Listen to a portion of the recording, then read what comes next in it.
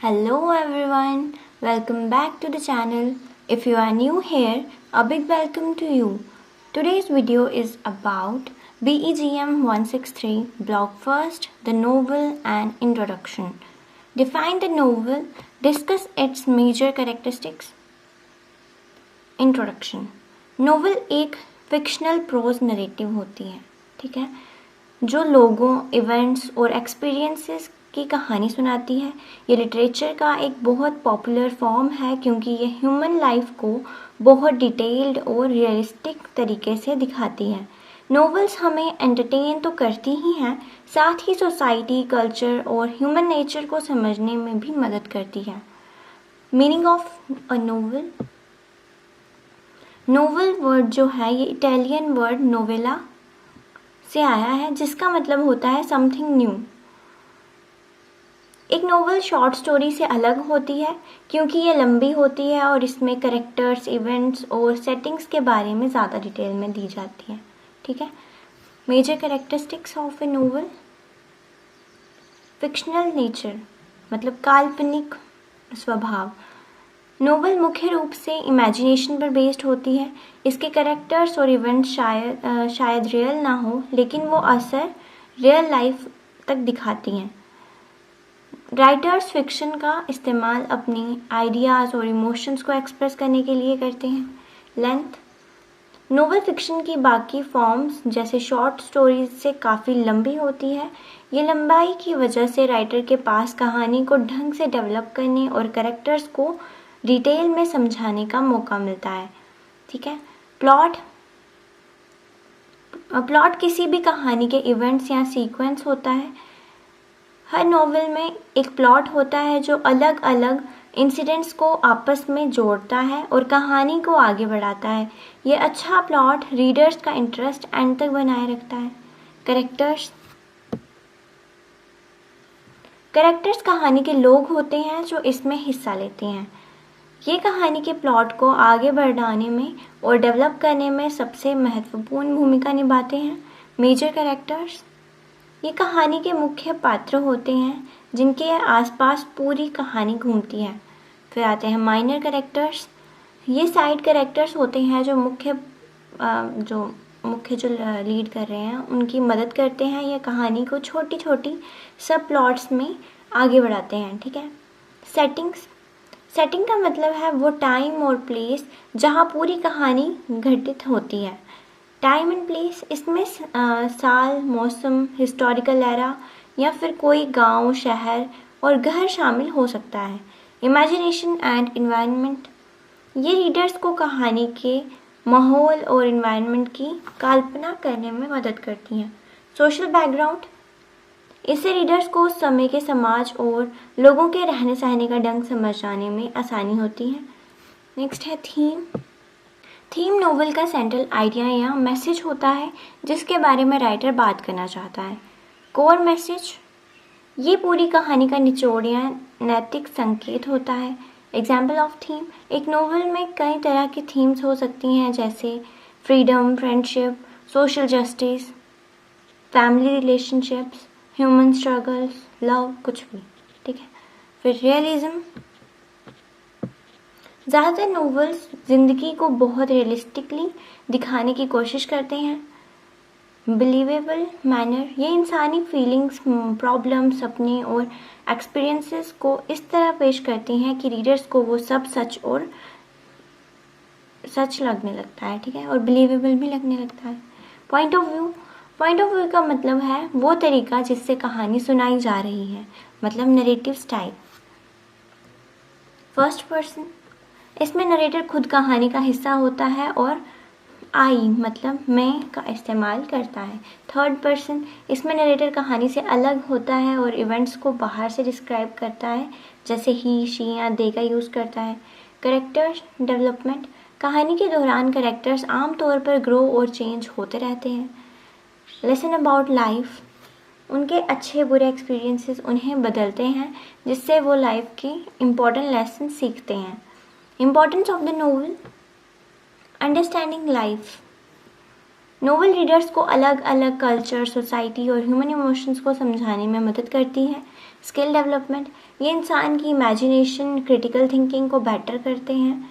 Social issues, writers novels के ज़रिए बड़े सोशल और पॉलिटिकल मुद्दों पर खुलकर डिस्कस कर सकते हैं। कंक्लूजन, नोवेल एक लंबी काल्पनिक कहानी है जो कैरेक्टर्स, प्लॉट, सेटिंग और थीम्स के ज़रिए इंसानी ज़िंदगी को दिखाती है।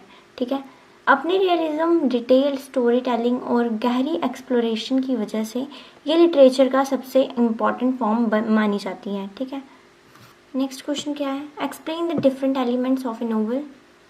इंट्रोडक्शन, एक नोवेल कई सारे इम्पॉर्टेंट एलिमेंट्स से मिलकर बनती है। वर्किंग टुगेदर, ये सारे एलिमेंट्स एक साथ काम करते हैं ताकि एक मीनिंगफुल और अच्छी कहानी बनाई जा सके। अंडरस्टैंडिंग, इन एलिमेंट्स की मदद से रीडर्स नोवेल के अंदर के एलिमेंट्स, कैरेक्टर्स और राइटर के आइडिया को अच्छे से समझ पाते हैं।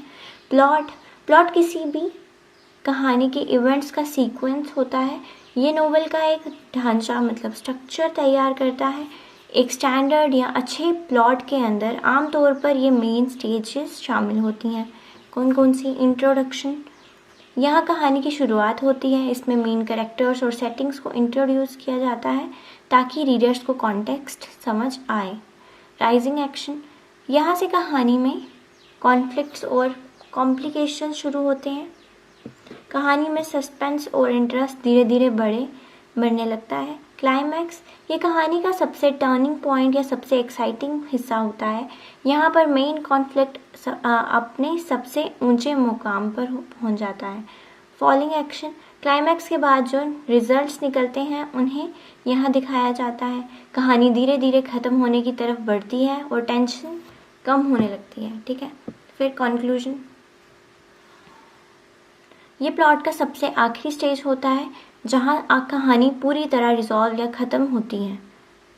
ठीक है, इसका पर्पस क्या होता है? एक अच्छा प्लॉट रीडर्स का इंटरेस्ट बनाए रखता है और पूरी कहानी को एक सही डायरेक्शन देता है। नेक्स्ट, कैरेक्टर्स वो इंडिविजुअल्स होते हैं जो स्टोरी में पार्ट लेते हैं। इनकी मदद से रीडर्स कहानी से इमोशनली कनेक्ट कर पाते हैं। कैरेक्टर्स कई तरह से के हो सकते हैं। मेजर कैरेक्टर्स, कहानी के मुख्य पात्र जैसे हीरो जिनके आसपास पूरी स्टोरी घूमती है। माइनर कैरेक्टर्स, साइड कैरेक्टर्स जो मुख्य पात्रों के मदद करते हैं और कहानी को आगे बढ़ाने में सपोर्ट देते हैं। राउंड कैरेक्टर्स, ये बहुत गहरे और रियल लगने वाले कैरेक्टर्स होते हैं। इनके अंदर अलग अलग पर्सनैलिटी ट्रेट्स होते हैं और ये कहानी के साथ साथ डेवलप होते हैं। फ्लैट कैरेक्टर्स, ये बेहद सिंपल कैरेक्टर्स होते हैं जिनकी पूरी स्टोरी में सिर्फ एक या दो ही क्वालिटीज़ दिखाई जाती हैं। ये पूरी कहानी में बदलते नहीं हैं, जैसे हैं वैसे ही रहते हैं। फिर आगे सेटिंग का मतलब है वो टाइम और प्लेस जहाँ कहानी घटित होती है। बैकग्राउंड एटमॉस्फेयर, ये कहानी के लिए एक बैकग्राउंड और एटमॉस्फेयर तैयार करती है। इन्फ्लुएंस, सेटिंग की वजह से ही कहानी के कैरेक्टर्स का बिहेवियर, रहना सहना और उनके एक्शंस तय होते हैं। जैसे अगर सेटिंग पुराने ज़माने की है तो कैरेक्टर्स वैसे ही बिहेव करेंगे। थीम नोवेल का सेंट्रल आइडिया या मेन मैसेज होता है। राइटर्स को ये दर्शाता है कि राइटर रीडर को इस कहानी के ज़रिए क्या समझाना या क्या सिखाना चाहता है। एग्जाम्पल्स ऑफ थीम्स, इसमें कई तरह के सब्जेक्ट्स हो सकते हैं जैसे freedom, justice, sacrifice, social equality, inequality, कुछ भी। ठीक है, फिर पॉइंट ऑफ व्यू का मतलब होता है वो पर्सपेक्टिव जहाँ से कहानी रीडर्स को सुनाई जा रही है। राइटर्स चॉइस, राइटर्स किस पॉइंट ऑफ व्यू का इस्तेमाल करता है, इस बात से पूरा असर पड़ता है कि रीडर्स कहानी के इवेंट्स और कैरेक्टर्स को कैसे समझते हैं। मेन टाइप, फर्स्ट पर्सन, इसमें कहानी का नरेटर खुद एक कैरेक्टर होता है। ये बातों को बताने के लिए आई या फिर माई जैसे वर्ड्स का यूज़ करता है। थर्ड पर्सन, इसमें नरेटिव कहानी का हिस्सा नहीं होता बल्कि बाहर से सब कुछ देख रहा होता है। ये कैरेक्टर्स के लिए ही, शी, दे का यूज़ करता है। ठीक है, कॉन्फ्लिक्ट का मतलब है वो स्ट्रगल या प्रॉब्लम जिसका सामना कहानी के कैरेक्टर्स करते हैं। ठीक है, इम्पोर्टेंस, ये नोवेल के लिए सबसे ज़रूरी एलिमेंट है क्योंकि इसके बिना कोई स्टोरी आगे नहीं बढ़ सकती। ये कहानी में टेंशन और इंटरेस्ट पैदा करता है ताकि रीडर्स बोर ना हो। Types of conflict, person versus person. जब दो कैरेक्टर्स के बीच आपस में टकराव या दुश्मनी होती है, जैसे हीरो और विलन। पर्सन वर्सेस सोसाइटी, जब मुख्य कैरेक्टर समाज के नियमों, रीति रिवाजों का या गलत कानून के खिलाफ लड़ता है। पर्सन वर्सेस नेचर, जब कैरेक्टर किसी प्राकृतिक मुसीबत जैसे तूफान, बाढ़ या जंगल में भटक जाने से बचने के लिए स्ट्रगल करता है। पर्सन वर्सेस सेल्फ, ये एक इंटरनल लड़ाई होती है जहाँ कैरेक्टर अपने ही डर, गुस्से, बुराई या किसी मुश्किल फैसले से खुद के अंदर लड़ रहा होता है। ठीक है, फिर आगे स्टाइल। स्टाइल का मतलब है राइटर का लैंग्वेज यूज़ करने का अपना एक अनोखा तरीका, एक्सप्रेसिंग आइडियाज़। अलग अलग राइटर्स अपने आइडियाज़ को एक्सप्रेस करने और रीडर्स के अंदर अलग अलग इमोशंस जैसे डर, खुशी या दुख पैदा करने के लिए अलग अलग स्टाइल्स का यूज़ करते हैं। यूनिक वॉइस, इसमें राइटर के शब्द चुनने का ढंग मतलब वोकैबुलरी, सेंटेंस स्ट्रक्चर और टोन शामिल होती है जो उनकी राइटिंग को दूसरे से अलग बनाती है। फिर सिंबलिज्म, ये तब होता है जब नोवेल में कोई ऑब्जेक्ट, इंसान या इवेंट किसी गहरे मतलब को दर्शाता है। फॉर एग्जाम्पल, एक सफ़ेद कबूतर सिर्फ एक पक्षी नहीं बल्कि पीस का सिंबल हो सकता है। एक काला बादल आने वाली मुसीबत का प्रतीक हो सकता है। रिचनेस, सिंबलिज्म नोवेल में एक गहराई जोड़ता है जिससे कहानी सिर्फ ऊपर ऊपर से नहीं बल्कि अंदर से और ज़्यादा मीनिंगफुल लगती है। Importance of these elements, team work, ये सारे elements plot, character, settings etcetera आपस में मिलकर काम करते हैं ताकि कहानी इफ़ेक्टिव और मीनिंगफुल बन सके। इनकम्प्लीट विदाउट दैम, इन एलिमेंट्स के बिना एक नोवेल पूरी नहीं हो सकती। अगर इनमें से कोई भी एक चीज़ मिस हो जाए तो नोवेल अपना असर खो देती है। कंक्लूजन को, एक नोवेल की मेन एलिमेंट है plot, character, settings, themes, point of view, conflict, style और सिंबलिज्म। ये सारे तत्व राइटर्स को एक इंटरेस्टिंग और मज़ेदार कहानी बनाने में मदद करते हैं जिससे वो अपने इम्पॉर्टेंट आइडियाज़ रीडर्स तक सही तरीके से पहुंचा पाते हैं। ठीक है, अब नेक्स्ट क्वेश्चन क्या है, what are the different types of characters in a novel. Introduction, characters वो लोग होते हैं जो किसी नोवेल की कहानी में पार्ट लेते हैं। राइटर्स टूल, ये कैरेक्टर राइटर्स की मदद करते हैं प्लॉट को आगे बढ़ाने में और मुख्य आइडियाज़ को एक्सप्रेस करने में। अलग अलग तरह के कैरेक्टर्स नोवेल के अंदर अलग अलग फंक्शंस करते हैं। इन सभी टाइप्स को समझने के लिए रीडर्स किसी भी कहानी को और बेहतर तरीके से एनालाइज कर पाते हैं। ठीक है, मेजर कैरेक्टर्स किसी भी नोवेल के सबसे महत्वपूर्ण पात्र होते हैं। स्टोरी सेंटर, पूरी कहानी मुख्य रूप से इन्हीं के आसपास घूमती है। इन्फ्लुएंस, ये पूरी प्लॉट को इन्फ्लुएंस करते हैं और लगभग पूरे नोवेल में दिखाई देते हैं। एग्जाम्पल क्या है, चिनुआ अचेबे की नॉवेल थिंग्स फॉल अपार्ट का कैरेक्टर ओकोनोफो। फिर केट शॉपिन की नोवेल द अवेकनिंग की कैरेक्टर एडना पोर्टेनेलर। माइनर कैरेक्टर्स कहानी में सपोर्टिंग रोल्स निभाते हैं। ठीक है, ये मेन कैरेक्टर्स नहीं होते इसलिए कहानी के मुख्य फोकस इन पर नहीं होता। इनका काम मुख्य कैरेक्टर्स की मदद करना और कहानी के प्लॉट को धीरे धीरे आगे बढ़ाने में सपोर्ट देना होता है। ठीक है, फिर माइनर कैरेक्टर्स, कहानी में आने वाले फ्रेंड्स, रिलेटिव्स, नेबर्स जो थोड़ी देर के या कभी कभी दिखाई देते हैं वो माइनर कैरेक्टर्स होते हैं। ठीक है, फिर राउंड कैरेक्टर्स बहुत कॉम्प्लेक्स और रियलिस्टिक होते हैं। उनके अंदर कई तरह की क्वालिटीज, स्ट्रेंथ्स और वीकनेसेस एक साथ होती हैं। रीडर्स उनकी पर्सनैलिटी के बारे में बहुत कुछ जान पाते हैं क्योंकि उनकी फीलिंग गहरी होती है। ठीक है, एग्जाम्पल ओकोनको, वो एक राउंड कैरेक्टर है क्योंकि वो एक ही समय पर ब्रेव, हार्डवर्किंग, प्राउड और फेयरफुल भी है। ठीक है, फिर आ गया फ्लैट कैरेक्टर्स। फ्लैट कैरेक्टर्स बेहद सिंपल होते हैं उनमें ज़्यादा गहराई नहीं होती। उनके पास सिर्फ एक या दो मुख्य क्वालिटीज़ होती हैं।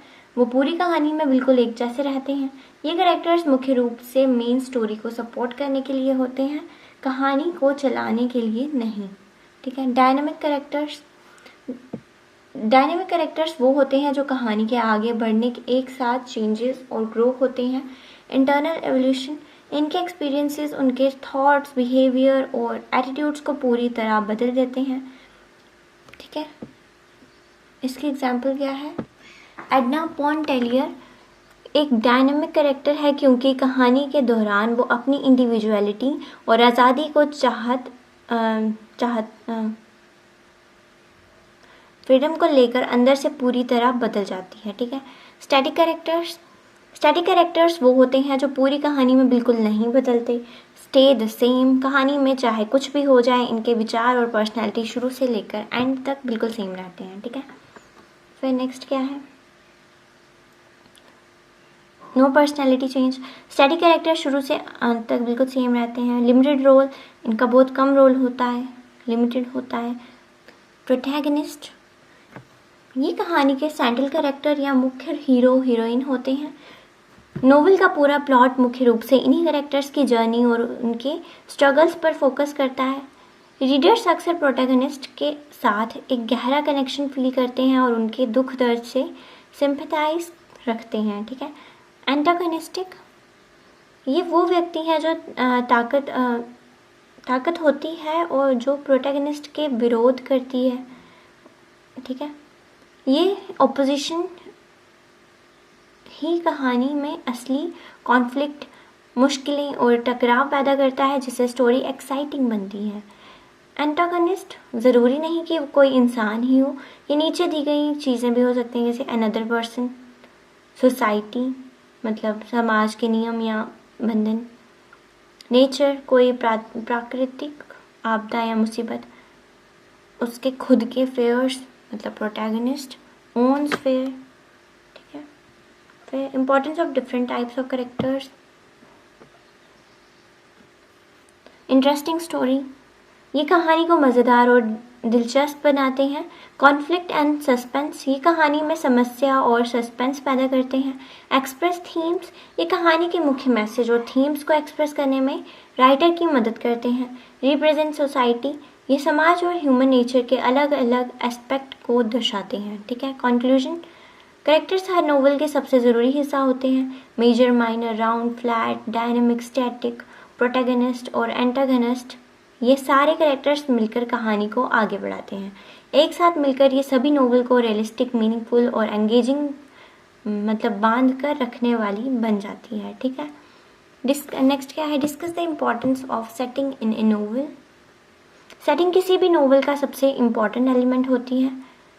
सेटिंग का मतलब है वो टाइम, प्लेस और इन्वायरमेंट जहाँ पूरी कहानी घटित होती है। ठीक है। ये कैरेक्टर्स और इवेंट्स के लिए एक बैकग्राउंड तैयार करती है, जिससे कहानी को एक ढंग मिलता है। ठीक है। मीनिंग ऑफ सेटिंग, सेटिंग का मतलब सिर्फ एक जगह नहीं होता, बल्कि इसमें कई चीज़ें शामिल होती हैं, जैसे लोकेशन, कहानी किस जगह पर हो रही है, जैसे कोई शहर, जंगल या घर। हिस्टोरिकल पीरियड, किस समय में हो रही है, किस ज़माने की है, जैसे राजा महाराजाओं का समय, आज का दौर या फ्यूचर। सोशल एनवायरनमेंट, उस समय की समाज का माहौल और लोगों का रहना सहना कैसा है। कल्चरल बैकग्राउंड, कैरेक्टर्स की संस्कृति, रीति रिवाज और परंपराएं क्या हैं। वेदर एंड एटमॉस्फेयर, वहाँ का मौसम कैसा है, जैसे ठंड, तूफान या धूप है, जो कहानी का मूड तय करता है। विजुअलाइजेशन, ये सभी चीज़ें रीडर्स को ये इमेजिन करने में मदद करती हैं कि कहानी कब और कहाँ हो रही है। ठीक है। Importance of setting creates background, setting कहानी को एक आधार देती है। ये वो माहौल बनाती है जहाँ कैरेक्टर्स रहते हैं और उन्हें काम करना है। अंडरस्टैंडिंग द वर्ल्ड, इसके ज़रिए रीडर्स नोवेल की पूरी दुनिया को अच्छे से समझ पाते हैं। मेक्स द स्टोरी रियलिस्टिक, एक अच्छी और डिटेल्ड सेटिंग कहानी में जान डाल देती है। जब सेटिंग विस्तार में दी जाती है तो पूरी स्टोरी रीडर्स को बिलीवेबल और सच लगने लगती है। ठीक है, इससे रीडर्स कहानी के प्लेसेस और सिचुएशंस को अपनी आंखों के सामने आसानी से विजुअलाइज कर पाते हैं। फिर नेक्स्ट क्या है, इन्फ्लुएंसेस कैरेक्टर्स। सेटिंग कहानी के कैरेक्टर्स का बिहेवियर को पूरी तरह प्रभावित करती है। आसपास के माहौल कैरेक्टर्स को फैसलों और उनके नेचर को बदलता है। फॉर एग्जाम्पल, एक विलेज में रहने वाले लोग और सिटी में रहने वाले लोग की सोच बिल्कुल अलग होती है। Support the theme. Setting novel के सेंट्रल आइडिया या मुख्य संदेश को गहरा बनाती है। ये थीम को डेवलप करने में मदद करती है। फॉर एग्जाम्पल, वॉर की सेटिंग वायलेंस और सफरिंग की थीम को दिखाती है। ट्राइबल सेटिंग संस्कृति और ट्रेडिशन की थीम को सपोर्ट करती है। Creates mood and atmosphere. Settings reader के अंदर अलग अलग तरह के इमोशंस और फीलिंग्स पैदा करती हैं। इससे खुशी, डर, मिस्ट्री, सैडनेस का माहौल बनता है। फॉर एग्जाम्पल, डार्क फॉरेस्ट एक घना अंधेरा जंगल कहानी में सस्पेंस और डर पैदा करता है। पीसफुल विलेज एक शांत गांव कंफर्ट और शांति का माहौल बनाता है। Setting the awakening. इस नोवेल की सेटिंग लुइसियाना और गल्फ कोस्ट पर बेस्ड है। ठीक है, फिर यह सेटिंग उस दौर में महिलाओं पर लगाए गए सामाजिक बंधनों और पाबंदियों को दर्शाती है। ठीक है, फिर पराजा। इस नोवेल की सेटिंग ओडिशा के आदिवासी गांव और जंगलों पर बेस्ड है। Connection with nature. ये सेटिंग उनकी आदिवासी संस्कृति, नेचर के साथ उनके गहरे रिश्ते को हाईलाइट करती है। ठीक है, थिंग्स फॉल अपार्ट। इस नोवेल की सेटिंग नाइजीरिया के लगबो समुदाय के गांव है। ठीक है, Igbo. Types of setting. Settings को अलग भागों में बांटा जा सकता है, जिसमें से पहला है फिजिकल सेटिंग। इसका मतलब है वो असली या भौतिक जगह जहाँ कहानी के इवेंट्स होते हैं। एग्जाम्पल, इसमें कोई घर, कमरा, शहर, पहाड़ या जंगल शामिल होता है जो फिजिकली मौजूद होता है। Social setting. इसका मतलब है उस समय समाज का माहौल जहाँ कैरेक्टर्स रहते हैं। इसमें समाज की कस्टम्स, ट्रेडिशंस और सोशल कंडीशंस शामिल होते हैं जो कैरेक्टर्स की लाइफ को प्रभावित करते हैं। नेक्स्ट है हिस्टोरिकल सेटिंग। इसका मतलब है वो समय या ज़माना जिसमें कहानी चल रही है। इसमें कोई स्पेसिफिक ईयर, सेंचुरी, एरा जैसा वर्ल्ड वॉर सेकंड का समय या राजा महाराजाओं का दौर शामिल होता है। ठीक है, why writers use setting. Build atmosphere. कहानी के हिसाब से सही माहौल और मूड तैयार करने के लिए। Support the plot. कहानी के इवेंट्स और इंसिडेंट्स को आगे बढ़ाने में सपोर्ट देने के लिए। डेवलप कैरेक्टर्स की पहचान, उनकी सोच, उनके ढंग को अच्छे से निखारने के लिए। Present culture realities. उस जगह और समय की संस्कृति और असलियत को रीडर्स के सामने पेश करने के लिए। Strengthen themes. नोवेल्स के मुख्य मैसेज और थीम्स को और ज़्यादा मजबूत बनाने के लिए। कंक्लूजन। सेटिंग सिर्फ एक बैकग्राउंड नहीं है, बल्कि ये कैरेक्टर्स को प्रभावित करती है, इवेंट्स को शेप देती है और मूड बनाती है। ठीक है, एक वेल डेवलप्ड सेटिंग रीडर्स को कहानी और उसके थीम्स को गहराई से समझने में मदद करती है, जिससे पूरे नोवेल असरदारी बन जाती है। ठीक है, नेक्स्ट क्वेश्चन क्या है, explain first person and third person narration with example. Introduction. Narration का मतलब होता है वो ढंग या तरीका जिससे कोई कहानी रीडर्स को सुनाई जाती है। पर्सपेक्टिव। ये तय करता है कि रीडर्स कहानी के इवेंट्स और कैरेक्टर्स को किसके पर्सपेक्टिव, किस दृष्टिकोण से देखते हैं। फर्स्ट पर्सन और थर्ड पर्सन, इसको दो सबसे मुख्य टाइप्स होते हैं इसके। ठीक है, फर्स्ट पर्सन, एक सेकंड। फर्स्ट पर्सन नरेशन में कहानी सुनाने वाला व्यक्ति खुद उस कहानी का एक कैरेक्टर होता है। ठीक है, कहानी सुनाते वक्त वो मुख्य रूप से किन शब्दों का यूज़ करता है, आई, मी, माई, वी, डायरेक्ट इन्वॉल्वमेंट दिखाता है वो। इसका मतलब है कि नरेटर कहानी से सारे इवेंट्स और इंसिडेंट्स में डायरेक्टली इन्वॉल्व है। वो जो देखता है वो महसूस करता है, वही बताता भी है। Example, I was walking through the forest when I heard a strange sound. मतलब मैं जंगल से गुजर रहा था तभी मैंने एक अजीब सी आवाज़ सुनी। यहाँ आई का यूज़ दर्शाता है कि नरेटर खुद वहाँ मौजूद था और अपनी आंखों देखी बता रहा है। ठीक है, next, features of first person narration. Personal and emotional. ये नरेशन स्टाइल बहुत ज़्यादा पर्सनल और इमोशनल होता है। Thoughts and feelings. रीडर्स आसानी से नरेटर के दिमाग के थॉट्स और उसके दिल की फीलिंग्स को समझ पाते हैं, है ना। फिर इंटीमेसी। ये रीडर और नरेटर के बीच एक दोस्ती या इंटीमेसी पैदा करता है। Limited information. इसमें इंफॉर्मेशन सिर्फ उतनी ही मिलती है जितनी नरेटर खुद जानता है, वो दूसरे कैरेक्टर्स की मन की बात नहीं जान सकता। Next, advantages. More realistic and personal. कहानी सच्ची और पर्सनल लगती है क्योंकि वो कोई अपनी आंखों देखी बात बता रहा होता है। Strong emotional connection. रीडर्स मुख्य पात्र मतलब नरेटर के एक साथ एक मौजूद इमोशनल कनेक्शन फील करते हैं। Disadvantage, limited view point. इसका व्यू पॉइंट लिमिटेड होता है। One perspective. रीडर्स को पूरी कहानी में सिर्फ एक ही इंसान के पर्सपेक्टिव देखने और समझने को मिलता है। दूसरे कैरेक्टर्स सही है या गलत ये पता लगाना मुश्किल होता है। Third person narration. इस नरेशन में कहानी सुनाने वाला व्यक्ति कहानी के बाहर होता है। वो स्टोरी को कोई कैरेक्टर उसका कोई वो खुद कैरेक्टर नहीं होता। कैरेक्टर्स को रेफर करने के लिए वो किन शब्दों का यूज़ करता है? He, she, they. ठीक है, एग्जाम्पल, उनको walked through the village, he was worried about his future. ओकोन को गांव से गुजर रहा था, वो अपने फ्यूचर मतलब भविष्य को लेकर चिंतित था। यहाँ नरेटर बाहर से ओकोनको के एक्शन और उसकी चिंता को ऑब्जर्व करके रीडर्स को बता रहे हैं। ठीक है, types of third person narration. Third person limited, focus on one. इसमें नरेटर मुख्य रूप से सिर्फ एक ही कैरेक्टर के थॉट और फीलिंग पर फोकस करता है। ठीक है, रिस्ट्रिक्टेड नॉलेज। बाकी कैरेक्टर्स के मन की बात नहीं जानता, वो सिर्फ उसी एक कैरेक्टर के नज़रिए से पूरी दुनिया को देखता और बताता है। ठीक है, फिर next, third person omniscient,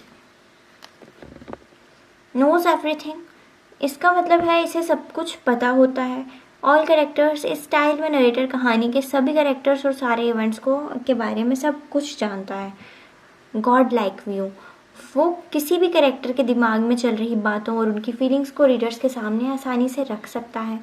features of third person narration, journal trade, wider perspective. इसका दृष्टिकोण बहुत बड़ा और ब्रॉड होता है। रीडर्स को एक से ज़्यादा कैरेक्टर्स के बारे में बहुत सारी इन्फॉर्मेशन मिलती है। Greater flexibility. राइटर के पास कहानी को अलग अलग एंगल से घुमाने और दिखाने की फ्लेक्सिबिलिटी होती है। फिर नेक्स्ट क्या है? Advantages, broader understanding of events. Readers कहानी में चल रहे सारे इवेंट्स और इंसिडेंट्स को पूरी गहराई और हर तरह से समझ पाते हैं। Can present different view points. इसमें अलग अलग कैरेक्टर्स के अलग अलग व्यू पॉइंट्स को एक साथ पेश किया जा सकता है, जिससे स्टोरी और ज़्यादा रिच हो जाती है। ठीक है, नेक्स्ट क्या है? Disadvantages, less personal than first person narration. ये स्टाइल फर्स्ट पर्सन नरेशन के मुकाबले कम पर्सनल लगता है क्योंकि नरेटर कहानी के बाहर होता है। रीडर्स मुख्य पात्र के साथ उतना गहरा या सीधा इमोशनल अटैचमेंट तुरंत फील नहीं कर पाते। Example from novels. नोवेल कौन सा ले रहे हैं हम? Things fall apart. Style used, third person narration. ये कैसे काम करता है? इसमें नरेशन मुख्य कैरेक्टर ओकोनको के बारे में के सारे एक्शंस और उसके थॉट्स के बारे बाहर से डिस्क्राइब करते हैं। इसका सबसे बड़ा फ़ायदा ये होता है कि नरेटर उन सारे इवेंट्स को भी अच्छे से एक्सप्लेन कर पाता है जो पूरी कम्युनिटी के पर असर डाल रहे होते हैं, जो कि सिर्फ एक कैरेक्टर के नज़रिए से दिखाना मुश्किल हो जाता है। कंपैरिजन, फर्स्ट पर्सन क्या यूज़ करते हैं? आई, मी, वाई। और टोन कैसी होती है, पर्सनल। नॉलेज लिमिटेड होती है, और कनेक्शन कैसा होता है, इमोशनल। ठीक है, अब आगे हम किसमें, थर्ड पर्सन में। ही शी दे यूज़ करते हैं वो। ये मोर ऑब्जेक्टिव मतलब न्यूट्रल होते हैं। वाइडर नॉलेज होती है, सभी कैरेक्टर्स की बातें पता चल सकती हैं इनमें। कनेक्शन क्या होता है, एक बड़ा और ब्रॉडर पर्सपेक्टिव मिलता है। ठीक है, नेक्स्ट आ गया कंक्लूजन। फर्स्ट पर्सन और थर्ड पर्सन नरेशन दोनों ही स्टोरी टेलिंग के बहुत ही इंपॉर्टेंट तरीके हैं। राइटर उस स्टाइल को चुनते हैं जो उनकी पर्पस के लिए सबसे बेस्ट होता है। जहाँ फर्स्ट पर्सन नरेशन रीडर्स के साथ एक गहरी इंटीमेसी मतलब अपनापन पैदा करती है, वहाँ थर्ड पर्सन नरेशन पूरी स्टोरी एक वाइडर और कंप्लीट व्यू पेश करता है। ठीक है, नेक्स्ट क्वेश्चन क्या है अब हमारा, what is point of view, why is it important. Point of view किसी भी नोवेल का एक बहुत ही इम्पॉर्टेंट एलिमेंट होता है। ठीक है, ये उस पोजीशन या पर्सपेक्टिव को दर्शाता है जहाँ से कहानी को सुनाया जा रहा है। हु इज नरेटिंग, सरल शब्दों में कहें तो पॉइंट ऑफ व्यू हमें ये बताता है कि कहानी कौन सुनाना मतलब नरेट कर रहा है। इम्पैक्ट ऑन रीडर्स, इस बात से बहुत फ़र्क पड़ता है कि रीडर्स तक इंफॉर्मेशन कैसे पहुंच रही है, और ये रीडर्स की पूरी स्टोरी और उसके कैरेक्टर्स की समझ को बदल सकता है। Meaning of view, point of view. Point of view वो एंगल या दृष्टिकोण है जहाँ से नरेटर पूरी कहानी को रीडर्स के सामने पेश करता है। डिसाइड व्हाट रीडर्स नो, ये तय करता है कि रीडर्स को कहानी के इवेंट्स, कैरेक्टर्स के थॉट्स और उनकी फीलिंग्स के बारे में कितना और क्या पता चलेगा। राइटर्स पर्पस, अलग अलग राइटर्स अपनी कहानी के उद्देश्य मतलब पर्पस के हिसाब से अलग अलग पॉइंट ऑफ व्यू चुनते हैं। Type of point of view, first person point of view. इस टाइप में कहानी सुनाने वाले व्यक्ति खुद उस कहानी का एक कैरेक्टर होता है। अपनी बात और कहानी को बताने के लिए वो आई, मी, माई का यूज़ करते हैं। ठीक है, फिर example, I was afraid when I entered the dark room. मैं डर गया था जब मैंने अंधेरे कमरे में कदम रखा। इसमें रीडर्स पूरी कहानी को नरेटर की आंखों से देखते और महसूस करते हैं। ठीक है, नेक्स्ट क्या है, third person limited point of view. इसमें नरेटर कहानी के बाहर होता है और मुख्य रूप से सिर्फ एक ही कैरेक्टर पर फोकस करता है।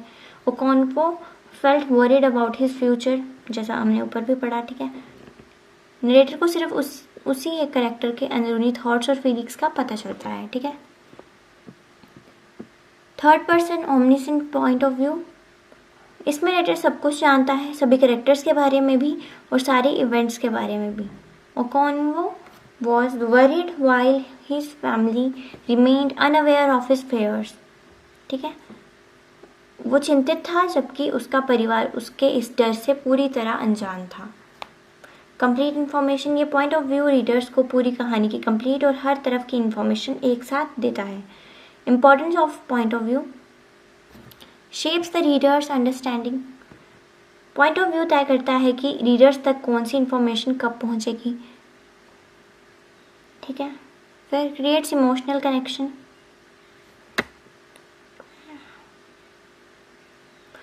एक फर्स्ट पर्सन नरेटर अक्सर रीडर्स और उस कैरेक्टर के बीच एक बहुत ही मजबूत इमोशनल बॉन्ड पैदा करता है। ठीक है, next build suspense, limited information. कभी कभी राइटर जानबूझकर जानकारी को थोड़ा छिपाकर या लिमिटेड रखते हैं ताकि मिस्ट्री इफेक्ट ला सकें, सस्पेंस ला सकें। ठीक है, इन्फ्लुएंसेस इंटरप्रिटेशन। अलग अलग पॉइंट ऑफ व्यू की वजह से रीडर्स एक ही इवेंट को अलग अलग तरीके से समझ सकता है। पर्सपेक्टिव मैटर्स, एक ही लड़ाई को अक्सर हीरो के नज़रिए से देखेंगे तो अलग दिखेगी और अगर विलन के नज़रिए से देखेंगे तो अलग। Develops characters, point of view readers को कैरेक्टर्स के अंदरूनी थॉट्स, फीलिंग्स, मोटिवेशंस और मकसद को समझाने में मदद करता है। इसे कैरेक्टर सिर्फ कागज़ पर लिखे शब्दों जैसे नहीं लगते बल्कि रियल और अच्छे से डेवलप्ड लगते हैं। ठीक है, फिर क्या है, अवेकनिंग। ये सब कुछ तो मैंने आपको ऊपर भी पढ़ाया ना सी में। नेक्स्ट क्या है, question number 10th, discuss the growth and development of the novel as a literary form.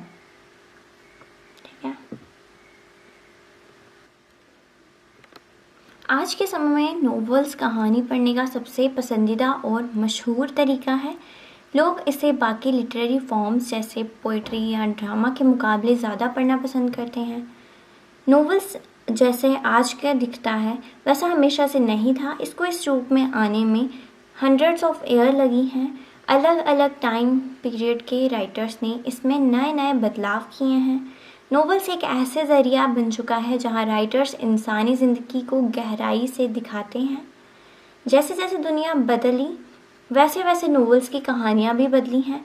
Novels इस बात का सबूत है कि पुराने ज़माने के मुकाबले आज हमारा समाज, हमारी कल्चर और ह्यूमन थिंकिंग कितना बदल चुका है। ठीक है, नेक्स्ट क्या है? Early origin of the novel.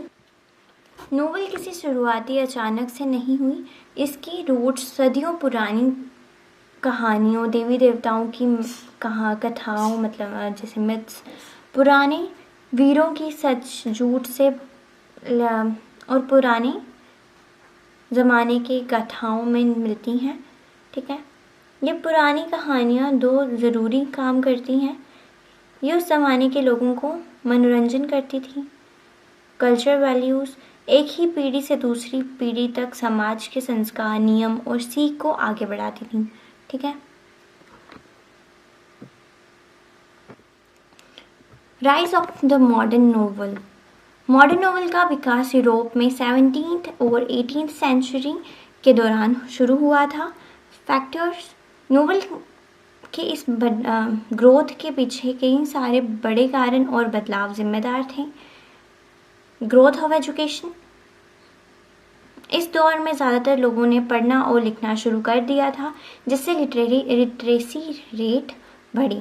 High demand. जैसे जैसे लोग ज़्यादा पढ़ने लिखने लगे वैसे वैसे मार्केट में किताबों की डिमांड भी बहुत तेज़ी से बढ़ने लगी। Printing press. प्रिंटिंग प्रेस का आविष्कार ने पूरी दुनिया को बदल दिया। इससे किताबें छपना बहुत सस्ता हो गया और वो बहुत बड़ी मात्रा में हर जगह आसानी से मिलने लगी। अब आम लोग भी किताबें खरीद सकते थे। Middle class society. इस समय इंडस्ट्रियलाइजेशन की वजह से एक नया मिडिल क्लास पैदा हुआ जिनके पास पढ़ने के लिए पैसा और समय दोनों था। ठीक है, एवरीडे स्टोरीज। इन नए रीडर्स को राजा महाराजाओं की पुरानी कहानियों में इंटरेस्ट नहीं था। वो अपने जैसे आम लोगों, मतलब ऑर्डिनरी पीपल, और उनकी रोज़मर्रा की ज़िंदगी के बारे में पढ़ना चाहते थे। ठीक है, नोवेल ने उन्हें वही सब पेश किया। फिर नेक्स्ट क्या है? Development during the 18th century. 18th century को लिटरेचर में अक्सर एज ऑफ द नोवेल कहा जाता है क्योंकि इस दौर में नोवेल सबसे पॉपुलर बन गई थी। इस दौर को आगे बढ़ाने में कई बड़े राइटर्स का हाथ था, जैसे डैनियल डेफो। उन्होंने प्रसिद्ध नोवेल रॉबिन्सन क्रूज लिखी थी। ठीक है, नेक्स्ट क्या है? Samuel Richardson. उन्होंने लेटर के ज़रिए कहानी सुनाना को पॉपुलर बनाया और कैरेक्टर्स के अंदरूनी इमोशंस को गहराई से दिखाया था। Henry fielding. उन्होंने नोवेल में कॉमिक एलिमेंट और एक ढंग का प्लॉट स्ट्रक्चर जोड़ा। इनकी नोवेल्स मुख्य रूप से रियलिस्टिक कैरेक्टर्स और सोशल इश्यूज पर फोकस करती थी। Development during the 19th century. Tremendous growth. 19th century के दौरान नोवेल की पॉपुलैरिटी और उसके लिखने का ढंग में एक बहुत बड़ा और तेज़ी से बढ़ावा देखने को मिला। इस दौर के बड़े नोवेलिस्ट ने समाज के उन हिस्सों को खोलकर दिखाना शुरू किया जो पहले कभी दिखाए गए थे। पहले कभी नहीं दिखाए गए थे। उन्होंने मुख्य रूप से किस को गहराई से किस चीज़ पर काम किया? सोशल प्रॉब्लम्स पर। नोवेलिस्ट ने उस समय के समाज की बुराइयां जैसे पॉवर्टी, चाइल्ड लेबर, इंडस्ट्रियलाइजेशन के बुरे असर और अमीर गरीब के बीच का भेदभाव को अपनी कहानियों के मुख्य मुद्दा बनाया। ठीक है, फैमिली लाइफ, पारिवारिक रिश्ते और घर के अंदर का माहौल को दिखाया। फिर लव एंड रिलेशनशिप, प्रेम और आपस के संबंधों की गहराई को समझाया। इंडस्ट्रियलाइजेशन, फैक्ट्री सिस्टम और बदलती दुनिया के आम लोगों पर बुरे असर को दर्शाया। क्लास डिफरेंसेस, अमीर और गरीब के बीच की गहरी भेदभाव पर बात की। रियलिस्टिक एंड डिटेल्ड, इस दौर में नोवेल्स और ज़्यादा रियलिस्टिक और डिटेल्ड हो गए। राइटर्स ने कॉम्प्लेक्स कैरेक्टर्स और बहुत ही ध्यान से बनाए गए प्लॉट्स का इस्तेमाल किया। Development during the 20th century. 20th century में अपने साथ बिल्कुल नए विचार और नए टेक्निक्स लेकर आई। नोवेलिस्ट ने लिखने के ढंग में नए नए एक्सपेरिमेंट्स किए। Stream of consciousness. इस टेक्निक में करेक्टर के दिमाग में चलने वाले थॉट्स और फीलिंग्स को बिना किसी फिल्टर के जैसे वो आते हैं वैसे ही लिखा जाता है। Psychological analysis. इसमें करेक्टर्स के दिमाग और उनकी साइकोलॉजी का गहरा एनालाइज किया जाता है। Multiple view points. कहानी को किसी एक व्यक्ति के नज़रिए से नहीं बल्कि अलग अलग करेक्टर्स के पॉइंट ऑफ व्यू से दिखाया जाता है। Non linear plots. इसमें कहानी सीधी सीधी आगे नहीं बढ़ती बल्कि फ्लैशबैक्स और फ्यूचर के बीच आगे पीछे घूमती रहती है। Diverse theme. नोवेल्स की थीम्स और ज़्यादा बदल गई जिसमें identity, freedom, gender, modern life शामिल थे। Growth of the novel in different countries. Novel सिर्फ यूरोप तक सीमित नहीं रहा बल्कि पूरी दुनिया में फैल गई। एशिया, अफ्रीका और लैटिन अमेरिका में के राइटर्स ने नोवेल के इस्तेमाल अपनी संस्कृति और एक्सपीरियंसेस को बयान करने के लिए किए। एग्जाम्पल पराजा, थिंग्स फॉल अपार्ट, इस बारे में पढ़ा। ठीक है। Importance of the novel. Novel सिर्फ एक कहानी नहीं होती बल्कि ये कई तरीके से इम्पॉर्टेंट भूमिका निभाती हैं। Entertains readers. ये रीडर्स का मनोरंजन करती हैं और उन्हें एक नए संसार में ले जाती हैं। Educate society. ये समाज को शिक्षित करती है और उन्हें अलग अलग ज़िंदगी के पहलुओं से रूबरू कराती है। Preserves culture. ये कहानी खास समय की संस्कृति, रीति रिवाज और इतिहास को किताबों के ज़रिए हमेशा के लिए सुरक्षित रखती हैं। Encourages critical thinking. ये रीडर्स को गहराई से सोचने और सही गलत पर सवाल उठाने के लिए प्रेरित करती है। Reflect social realities. ये समाज का मिरर होती हैं जो समय चल रहा है, सच्चाइयों और बुराइयों को बिना किसी फिल्टर के दिखा देती है। कंक्लूजन। नोवेल का सफ़र एक छोटी और सिंपल काल्पनिक कहानियों से शुरू हुआ है जो धीरे धीरे एक बहुत ही शक्तिशाली लिटरेरी फॉर्म में बदल गया। इस पूरे विकास में education, printing technology, social change का सबसे बड़ा हाथ रहा है। आज के दौर में भी नोवेल इंसानी ज़िंदगी और सोसाइटी को गहराई से समझने का सबसे इम्पोर्टेंट और बेहतर माध्यम माना जाता है। ठीक है। Thank you for watching and stay tuned for the next video.